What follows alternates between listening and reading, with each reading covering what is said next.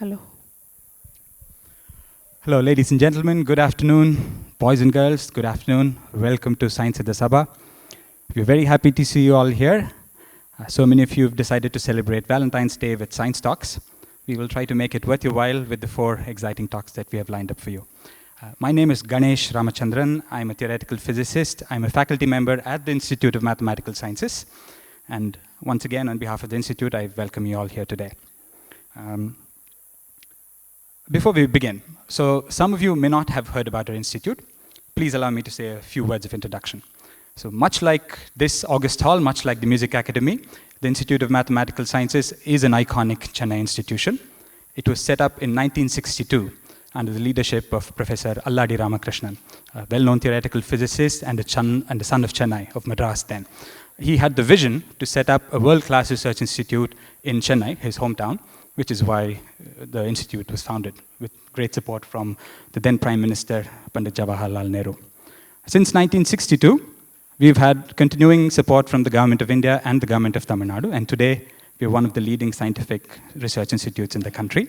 A few years ago, in 2012, we celebrated our Golden Jubilee. It was much like today. We had a whole set of scientific talks, and it was a very joyous occasion. We are located in Taramani, in a green leafy campus in the south of the city, about halfway between Tidal Park and Madhya Kailash, for those of you who know the area. We have around 250 scientific staff. That includes faculty members, postdoctoral researchers, PhD students, and a whole steady stream of visitors, both from India and from abroad. We have an excellent team of 40 administrative staff who help us in all our endeavors. We have many different scientific events. So on a daily basis, we host conferences, lectures, seminars. Most of them are intended for experts. They are fora for scientists to discuss and share latest scientific research. But we also have a fair share of outreach events, where we try to bridge the gap between scientists and the public. We have many events for students from schools and students from colleges, or teachers from colleges as well.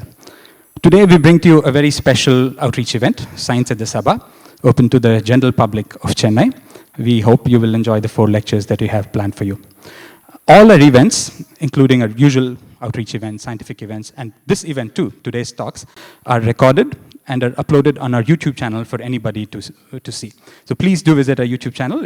You can find it easily. It's called Math Science Channel. Our institute is also called Math Science, or IMSC, by those who are familiar with the institute. So today, our motivation is simply to share with you our fascination for science. We have picked 4 topics that have to do with aspects of everyday life. They're things that we hardly stop and ponder. So clouds and climate. When do we stop to think about clouds and climate? We take it for granted. Heat and light from the sun, which we grudgingly take for granted in Chennai all the time, all the year round. Right? And mosquitoes, the flight of insects, we never stop to think about. And increasingly computers today. They're everywhere. We don't stop to think about what goes into them, what science underlies them. So today we have 4 talks that will take a deeper look at these questions and will hopefully teach us about the deeper, more fundamental questions of science that underlie these inventions. So before we begin, please put your mobiles on silent mode. Please do that now. So we ask you not to turn them off. So if you do have a data connection and if you're into social media, please do send us your questions. Okay, you can send us your questions on Twitter or on Facebook. Or if you don't have access to them now, you can email them to us later at triveni@imsc.res.in. After every talk, so we have 4 speakers, and we have 5 minutes for questions. After every talk, we will select some of the questions and post them to our speakers. And time permitting, we will try to have as many of them answered as we can. The questions that we cannot answer today, we will try to answer and put them up on our website for later. We may not be able to accommodate them today on stage due to time constraints. I hope you do understand. Good. So without further ado, I invite to the stage our first speaker, Professor Rama Govindarajan. Professor Rama Govindarajan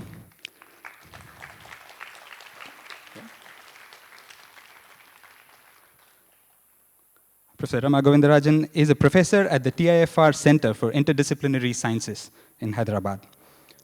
She did her bachelor's and master's degrees from IIT Delhi and Drexel University in Philadelphia, the US. She then completed her PhD in aerospace engineering from the Indian Institute of Science in Bangalore. She then worked in Bangalore for a long time in the National Aerospace Laboratories and at JNCASR, which is the Jawaharlal Nehru Center for Advanced Scientific Research. She has also spent time at the California Institute of Technology at Pasadena. And among her notable achievements is that she's the first woman to receive the Shanti Swarup Bhatnagar Award for Engineering, which is the highest scientific award in India. She's interested in turbulence in fluids. She's interested in the transition between a smooth laminar flow of a fluid and a turbulent flow. She will tell us more about it. Over to you, Professor. Thank you, Ganesh. Thank you, Rajan. Thank you, Gautam. And thank IMSC for this tremendous opportunity. So we are going to talk about clouds today. Let me begin by making a statement, and please raise your hands if you agree. Greenhouse gases are very bad for life on Earth. Agree? Higher, please. About half. Okay, disagree? Okay, a lot of people disagreeing. I'm happy to see this. Let's see what's my take on this. So here is the sun. Oops. Here is the sun giving light to the earth, and if the earth did not have an atmosphere, let's ask that question first. If the earth had no atmosphere, then all that's going on is radiation and reflection. So let's take out a certain factor for reflection, and you say, okay, the sun is radiating this much, it's like 1300 watts per meter square, and the earth's temperature rises, the earth also starts radiating back, they achieve a balance. This balance is achieved at minus 18 degrees centigrade. So if there was no atmosphere, people, the earth would be at minus 18 degrees centigrade, which is inhospitable for life on earth. So it is these greenhouse gases. By the way, oxygen and nitrogen don't do too much for greenhouse. It's those trace gases, carbon dioxide, and my favorite, water vapor, which we'll be talking about because water vapor makes clouds. It's these gases, methane, and so on, which bring the earth to a hospitable temperature. So we need greenhouse gases to live. The life on earth has adapted to the temperature which is maintained by greenhouse gases. What do greenhouse gases do? Effectively, they form a little cover around the earth. You can think of it as a blanket. It's very simple. What it does is when we cover ourselves with a blanket, what happens? We give out heat from our body, right? And the blanket captures it, it absorbs it, and then it gives it back to us when we need it. So it doesn't let us get cold by doing this. That's exactly what greenhouse gases do. You can think of greenhouse effect as a blanket effect. Okay? So it absorbs the Earth's outgoing radiation. So I have two names for this. Don't worry if you don't understand them.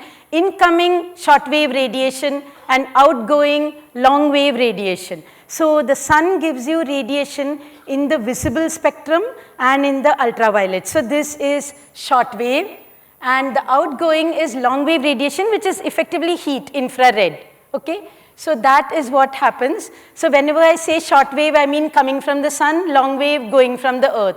So greenhouse gases capture long wave radiation for us and give it back to us when we need it. What do clouds do? This is a very important question. Now we will see that clouds can both heat and cool the earth. Okay, so clouds are important for global climate, and I'll tell you in a minute why. And clouds are also the least understood of everything that is leading to climate change. We don't even understand clouds without climate change, let alone with climate change. So we understand something about greenhouse gases fairly well. We understand what will happen if we go on polluting the atmosphere. We understand a little bit about aerosols and the consequent effect of increased greenhouse gases and aerosols on the oceans and on the winds. So we have some idea of what happens to these things. We have very little idea on what happens to clouds. So it is a big open question of today. Okay, so I'm going to show you a movie here where, can you all see India over there? Just pay attention to India. This is the cloud cover global given by NASA. It will go over 10 years, something like 2005 to 2015, something like that. And you will see, okay, this is the cloud cover. So you see that the whole globe is covered by clouds to the extent of 50 to 70% at any given time. So immediately you know clouds are important. Another thing you notice is that wherever the clouds are, you see white. So clouds increase the albedo of the globe. So that means clouds increase reflectivity. So are you able to see this? So instead of allowing the sunlight in, clouds reflect it back. So they act like reflectors. Okay, so then that's what happens. Let's pay special attention to India and you'll see what happens to the monsoon, and the monsoon is something I'm coming to in a minute. You'll see how the cloud band goes over there. Let's play the movie if I can. Yeah, do you see? On, off, on, off. You see how the cloud cover is going over India? So that's what happens to us on a yearly basis. This is averaged month to month, so it doesn't give you the total picture. Okay, so let's go back to that question of reflector versus blanket. Okay, the funny thing is that, you know, when the sun is blazing down on us and we're feeling very hot, what do? We pull some kind of cover over ourselves and then we feel cool. So we use a cover to cool ourselves. And then when it's very cold outside, what do? We pull a cover over ourselves to feel warm. So one of them is a reflector and the other is a blanket. Now what does a cloud do? It turns out, and this is a caricature, don't believe it, there are many exceptions to this rule. It's a very complicated problem, but just to give you a very broad, crude idea, I'm putting this. So you have this low, thick clouds. A low, thick cloud in general will reflect a lot of heat. Will it reflect a lot of sunlight? So it will have a cooling effect on the earth.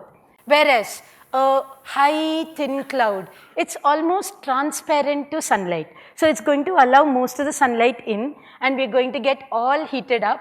And when it's going out, when the long wave radiation tries to go out, this thing is going to absorb everything. It's going to absorb most of the heat and so it's going to act like a blanket. So these kinds of clouds on an average are going to cool the earth. These kinds of clouds are going to heat the earth. And in addition, these things radiate more because they are at a lower height, so their temperature is higher. Everybody knows that radiation goes as fourth power of temperature. Well, it goes as fourth power of the temperature. So when it's hot, it will lose more. When this guy is way higher in the atmosphere, so it's cold, it will lose less. What happens to our kind of cloud, the cumulonimbus over Indian monsoon? So these clouds, they will also reflect and also absorb. They do a bit of each. So we have no idea what they're finally going to do. So all of these are open questions. So we don't know whether the cloud cover will increase. That's the other question. We don't know what will happen when the temperature increases. There's a lot of big questions there. So this is in effect our biggest uncertainty in predicting climate, cloud to temperature. So when the globe is warming, so let's say the globe warms by half a degree. Can we decide whether cloud cover is going to increase or decrease? Actually, we don't know that answer. It's easy to say that, you know, heating will increase the cloud cover. It doesn't quite work that way. Secondly, even if cloud cover were to increase, will it heat or cool? So one thing is, if the temperature is higher, then clouds will form at a higher height. And if they form at a higher height, they will act as a blanket, not a reflector. So what is going to happen? So the earth we know is warmer due to water vapor because water vapor is a greenhouse gas. Is it cooler due to clouds? And if we change the temperature, how will the cloud cover change? And how will the cloud cover in turn change the temperature? So the amount of cloud cover as well as the height at which it's going to be, as well as the nature of the cloud is going to be extremely important, and we don't know the answer. So we've studied up to now, we've discussed up to now the fact that clouds have a big effect on global climate and we don't know the answers. There's lots of questions there. I could have put more question marks. And next we'll discuss why is our monsoon special? And I want to emphasize this for everybody today, that we in India need to study this problem because our monsoon is special. Okay, so here is the graph of the Indian monsoon. This is the month of June, July, August, September. This is 30 centimeters of rainfall, and this is the average over every month. By the way, every year, the total rainfall in India is about 85 centimeters. That's enough to, cover us till this height. And that amount of water all over India if we didn't allow for evaporation or runoff. So imagine how much water is coming into India if only we could manage this well, and it's usually between plus and minus 10% of this number. So we can actually do a lot with this amount of water. But what I want to draw your attention to in this graph is that these monsoon months, and I've averaged over the whole of India, so you don't see that peak of December in Chennai, we'll come to that. So you have this very startling increase in rainfall in the monsoon months, whereas just compare it to an average western city like Paris. January, February, March, April, all boring, like every month 6 centimeters of rain. This is completely different. So our monsoon is special. So do you all agree that this is dramatic? Yes? Yay. Okay, so let me show you what really is even more dramatic. This. Okay, what have we done here? We plotted the onset. And what does it mean? What does the onset mean? So every year we designate a day which is the onset. So let's say in one year it was June 12th and another year it was June 20th. So what we do is we call June 12th day 0 for this year, June 20th day 0 for that year, and then we plot day 0 overlapping on each other for all the years. Do you get it?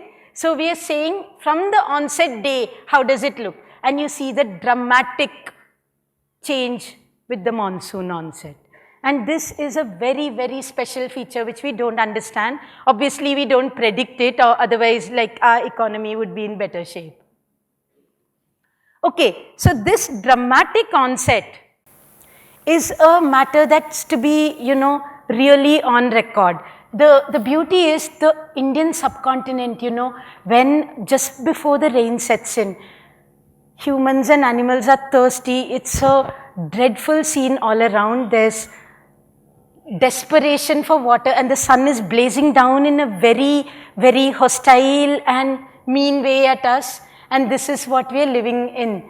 And then suddenly the clouds darken, and this dramatic feature has been, because we live in it, we don't understand this every year, but the British and other people who come have written actually reams of literature and reams of things on this. It's not that we haven't noticed it, I'm coming to that. So what happens is that within a couple of weeks, we go from here to here. And this is what the Indian countryside changes like. So this is like something to be noted. And it was noted 2,500 years ago in the Ahananuru. There's several allusions to clouds and how the monsoon sets in. All of 2,500 years ago. This is a postage stamp of 1961, 15 Naya Paisa, made about the Meghadutam. Incidentally, Kalidasa in his Meghadutam describes this journey of the cloud northwards that we saw in the movie.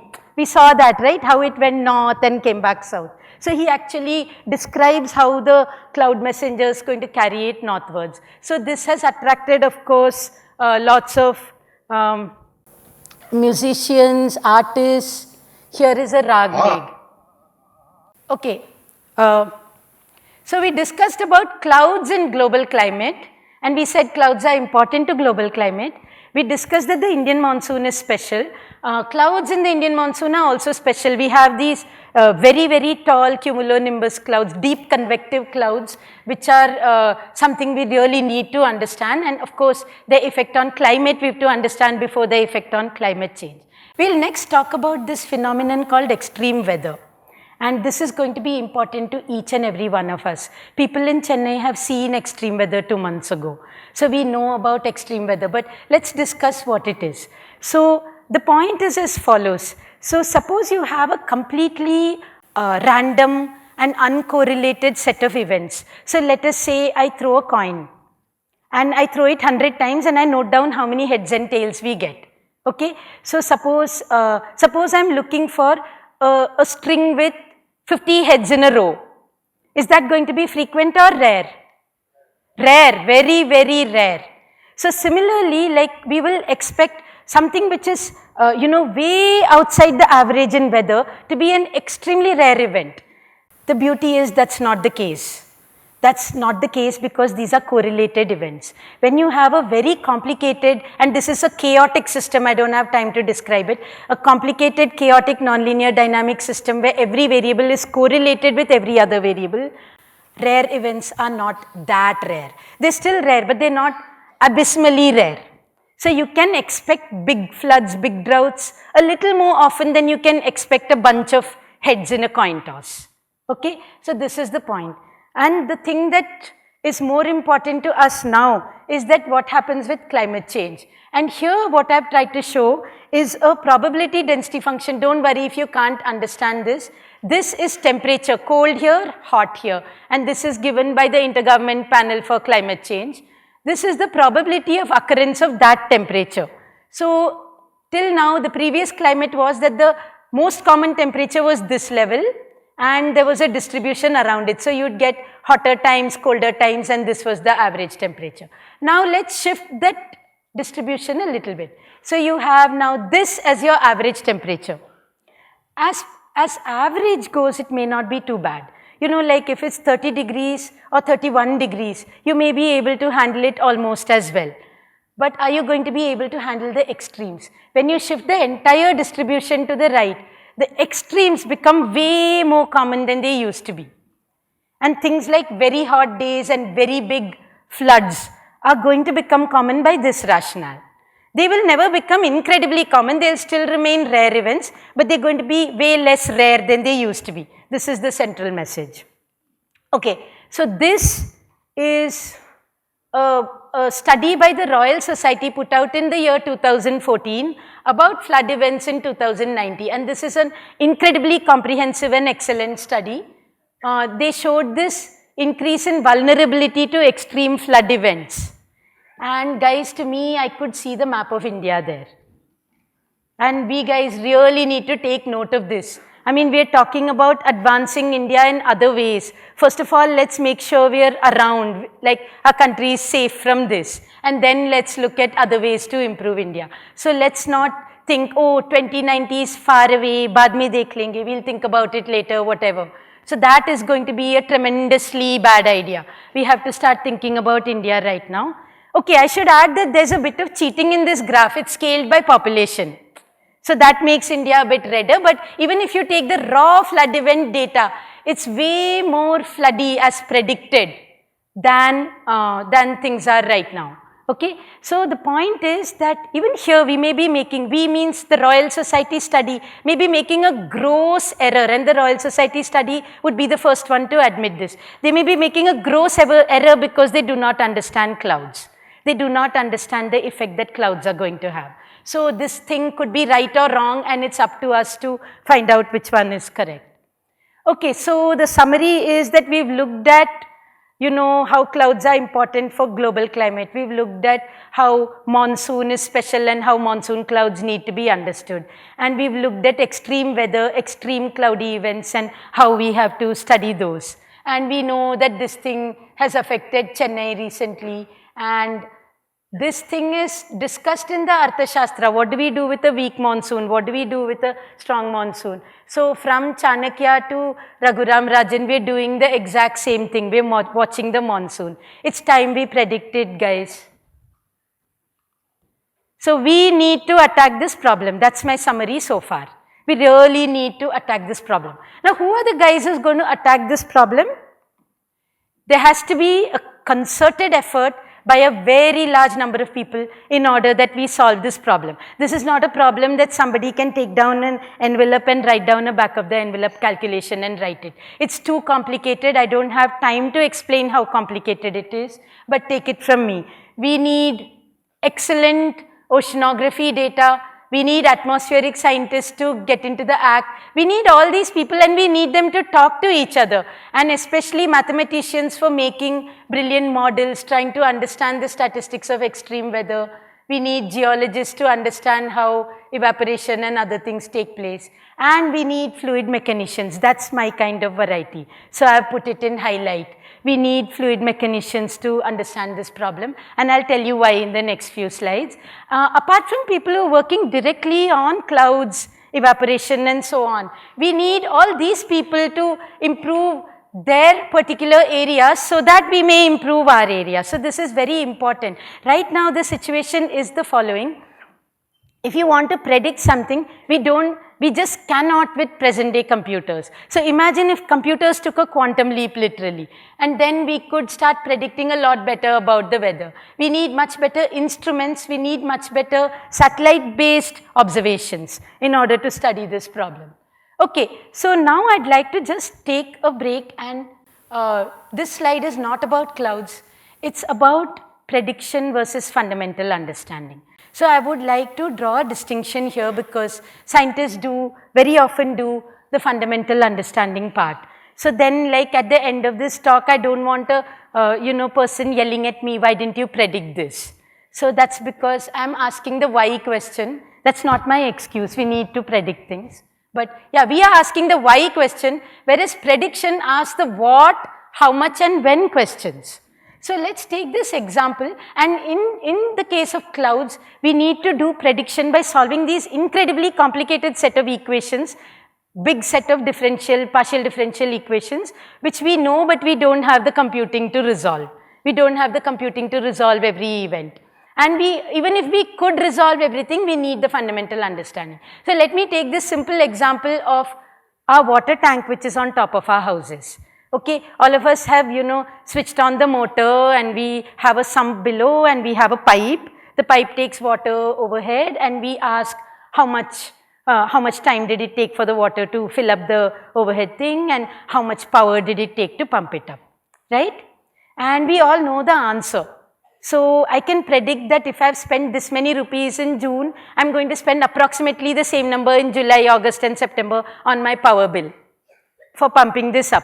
So we can actually predict how much it takes to pump this up.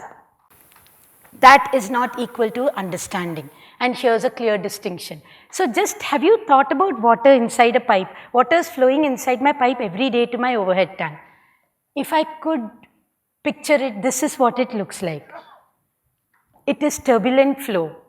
And turbulent flow is a royal mess. And here what is shown in color here is vorticity. Now vorticity is a technical term that we guys use, don't worry about it. Just understand it as a region of rapid circulation, very big circulation, okay? Think about it like that. So turbulence to me, turbulence is a very strange animal. Like normally, like when I'm pumping up water, I'm putting a force here and I'm asking it to go upstairs. Now if two people are pushing me from behind, I'll walk like this, right? I'll just push in the direction in which the force is asking me to go. But what does turbulent flow do?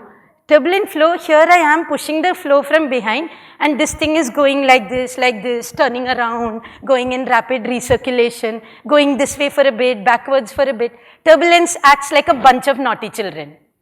And it really does that when you're trying to push it. So first of all, do we understand this? Do we understand why flow chooses to become turbulent at a particular range of conditions? We actually don't quite understand that. And this is turbulent pipe flow. And so let alone a cloud where we can't predict anything, and it's an incredibly more complicated problem. So I'm going to tell a little bit about our work, and mainly I'm going to discuss two little toy models which were done by Kroor. He is my grad student completing a PhD. He looks like this on some days, and he goes by the name of Ravichandran. And also postdoctoral fellow Deepu and Samriddhi Rai from ICTS. What we asked is the following question. We can do, planetary scale aggregation of clouds. We can look at it from a satellite, this and that. Can we understand a lone cloud? Can we understand how one small puffy object, which is evaporating from the ocean, it's a little bit warmer and wetter than its surroundings. How does it climb, a few kilometers and then condense and become a cloud? So like if many of us are puffs like that, and we're all cloud aspirants, which among the cloud aspirants is going to become a cloud? How long will that cloud last? Which among those guys who became a cloud can become a rain cloud? We actually cannot answer those questions today. We cannot answer the trivialist questions. So our approach is to take the simplest problem, not to predict next year's weather. Take the simplest problem and try to see if we can pare it down to its bare essentials and understand one or two very basic things about it. So what I'll show are the toyest models that we've done. We do certain levels of complexity in our lab, like we work with more and more complicated equations and we try to understand structures, but I'm going to show you two of the most basic things as we go along. So, so clouds. So when you look up at the sky, this thing looks like a innocenty, sweetie, puffy, powder puff level thing. But we all know that it contains violent turbulence. You just have to fly through it to understand. It's violently turbulent. So there's these large scale eddies which are pumping around in this cloud, okay? And then there are small things like aerosol particles, water droplets, water vapor molecules, which are getting pushed around by this cloud. There's one message I want to give in this whole circle of things, which is that imagine a bunch of bacteria in an ocean. Let's say I throw a bunch of bacteria in the Pacific Ocean. Those guys are going to obey the eddies. They're going to be slaves of the eddies. The eddies will tell them where to go and the bacteria will go there. Agreed? Not in a cloud. These small things actually go back and create the turbulence, and we need the turbulence for keeping this cloud aloft and alive, okay? So these small things actually form they're raindrops which grow out of these aerosol particles. As the raindrops grow, there is latent heat given by the process of evaporation. This heat then gives buoyancy to the cloud. It allows it to rise and rise and rise, and this is a very nice concept. So then it stays aloft and it becomes turbulent again. I've written here not chimney smoke. I want to distinguish it from the average puff, warm puff that's rising in the atmosphere. So if you look at chimney smoke, it will never reach that high.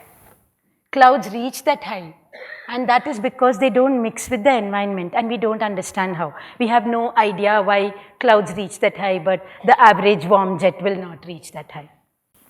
Okay, so the first thing I want to tell, and I'll contrast this in a minute, is that turbulence mixes. So this is the kind of thing turbulence looks like. This is an experiment where the turbulence has been, written in vorticity form and shown all around. So turbulence mixes everything. So if I put, let's say, water and some color in this mixer and switch it on, no prizes for guessing that it's homogenized the whole thing, and you'll get a decent mixture of the whole thing.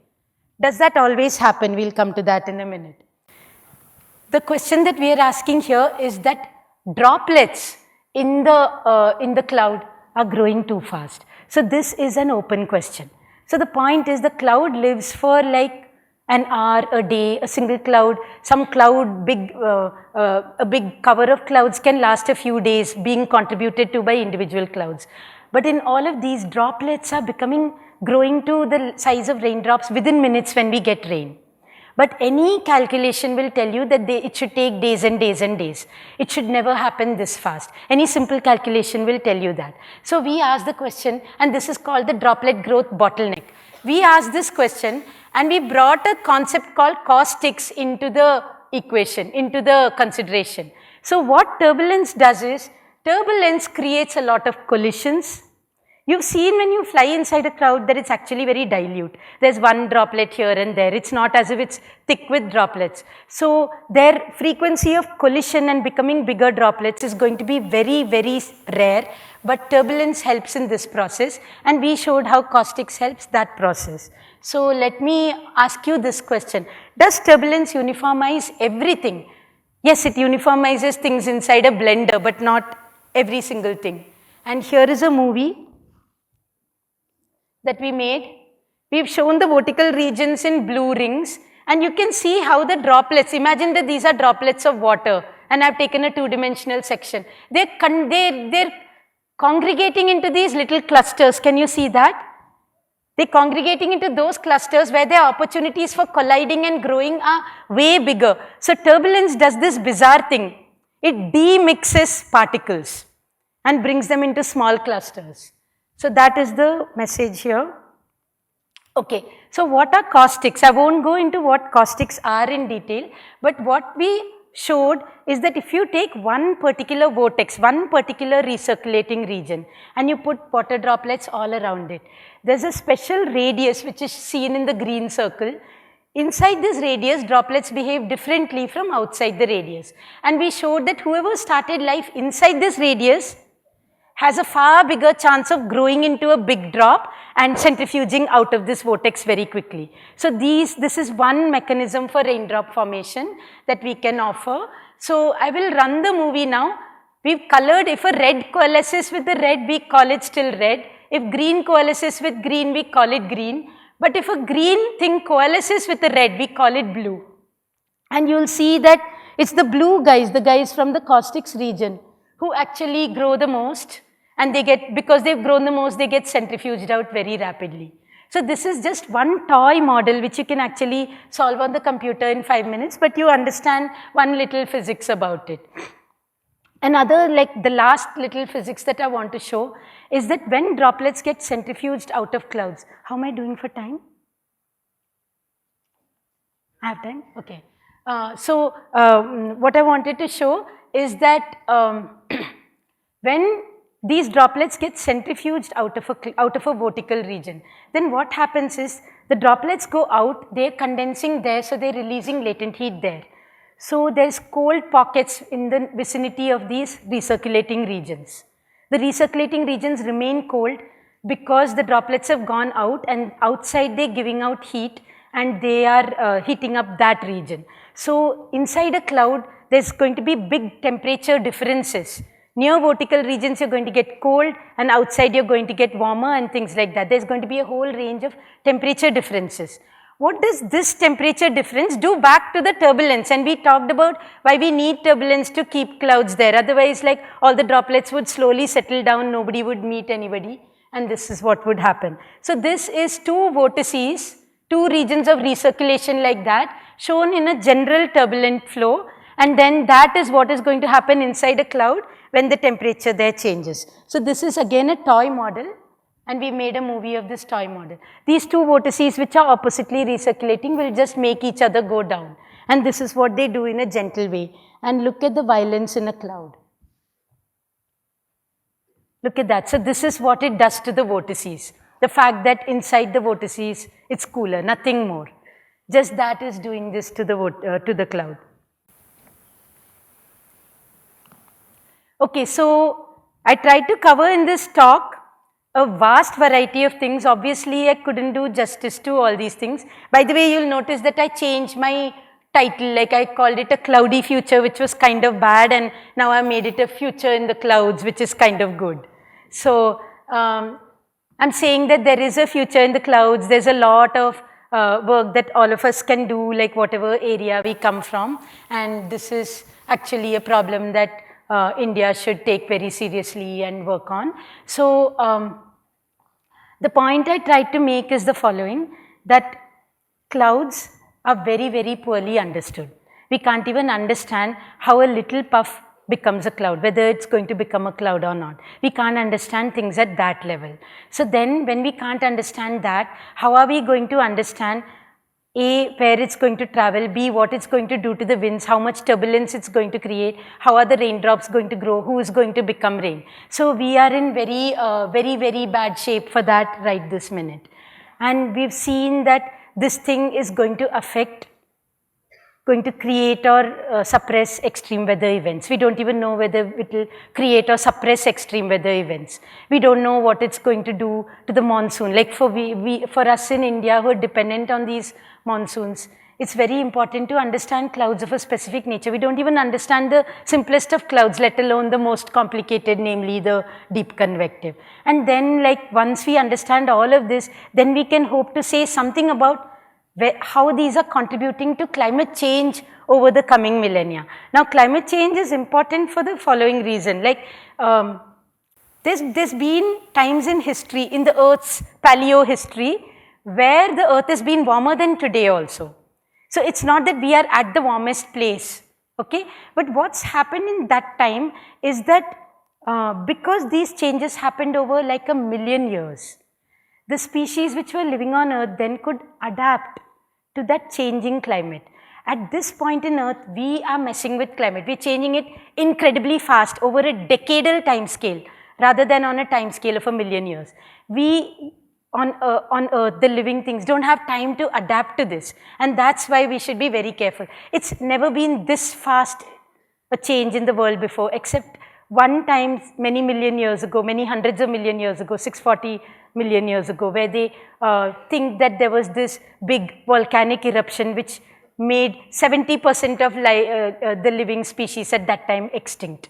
So we do not want another cataclysmic event of that nature, and we are the people who have to guard against it. So that is what I'd like to say about Future in the Clouds. I'll end by thanking my past PhD students, and their present affiliations are given there. You'll see several of them are Madras. And also my present group. It is these people who give me all the encouragement to learn things. We discuss together, we have a great time, and it's because of them that I get opportunities like this one to stand in front of you all. So thanks for your attention.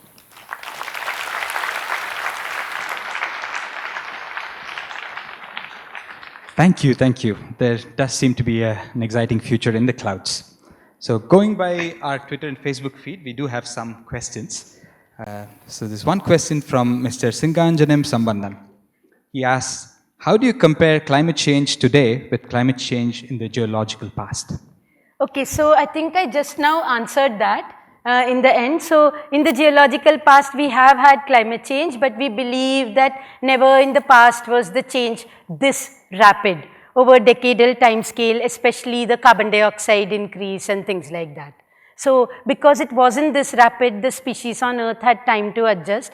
So the point I should say is that when we pollute the atmosphere, when we put greenhouse gases, we do all these wanton things, the guys who are going to get affected is us. It's not the world. The Earth will go on.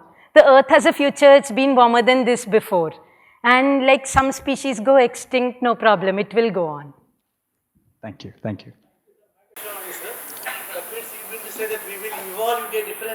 We don't have time to evolve when things are on a decadal time scale. When there's a million years, then like you can have many generations. There's natural selection in evolution. So like random events are going to make us evolve into a kind of creature that can deal with that climate. On 1 or 2 generational time scales, we don't have time to evolve into that. So that is going to be very bad. So whenever things are this rapid, we don't have or natural selection does not have a way to deal with it.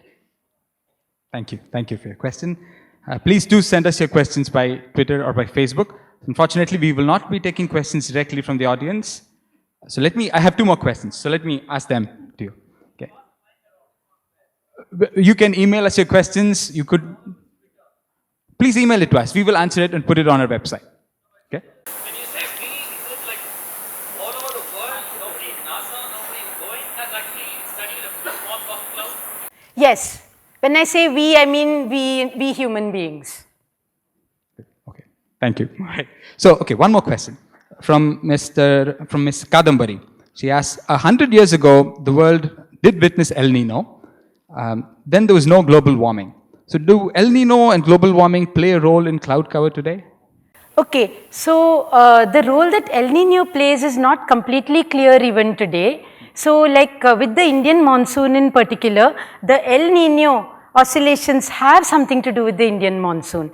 We know that El Nino year means a weak monsoon. That isn't quite always the case. So we don't even understand this aspect. That's what I'm trying to say. So like whether of course they will have a role in global warming, because I told you that the way the clouds are going to evolve as we change the climate is going to feed back on our climate. So it's going to be a cyclic process, and El Nino is going to does affect things like the Indian monsoon. But the Indian monsoon in particular, it isn't a stunning correlation. There's a reasonable level of correlation which makes you feel that El Nino has something to do with the Indian monsoon. The El Nino, in fact, like logically thinking, it should drive the Indian monsoon, because when there's a temperature rise in the Pacific, the winds become weaker here. But that's not the only thing. There is other oscillations in the Indian Ocean right in our vicinity. There is another thing called the equinu, which actually has an oscillation between the West and East Indian Ocean. And that thing has a bigger effect on our monsoon than the El Nino. And we haven't understood any of these things. Okay, so one last question. from Ms. Bharani on Facebook. She asks, the recent disasters in Chennai and Uttarakhand, the cloudburst, do they have anything to do with the monsoon? Like I said, these are extreme events.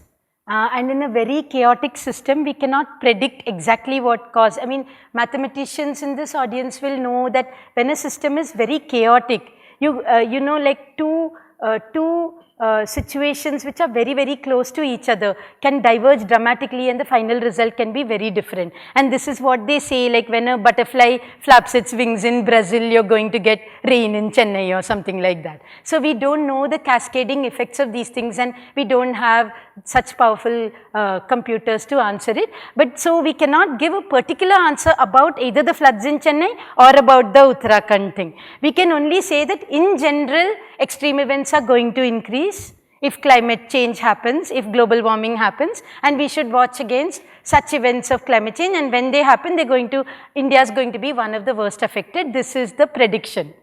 Again, I said the prediction can be wrong. Okay. Thank you very much. Thank you very much, Rama. Thanks very much for this opportunity. Very exciting talk. Thank you.